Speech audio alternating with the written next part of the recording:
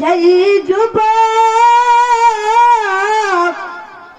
মাকে কষ্ট দেয়, আপনারাই বলেন সে মাকে যদি কষ্ট দেয় তার জীবনে অশান্তি থাকবে না শান্তি থাকবে? আর যারা বলেন যেই মা একবার যদি দোয়া করে, ও মালিক,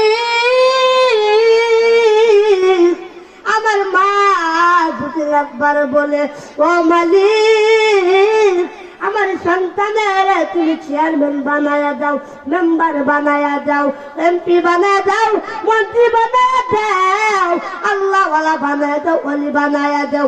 ও যুবক ভাই, তোমরা শুনে রাখো, মুসলমান কেউ আটকাইতে পারবে না। আমার আল্লাহ তাআলা মায়ের দোয়ার বরকতে ওই সন্তানের চেয়ারম্যান মেম্বার বানায়া দিতে পারে।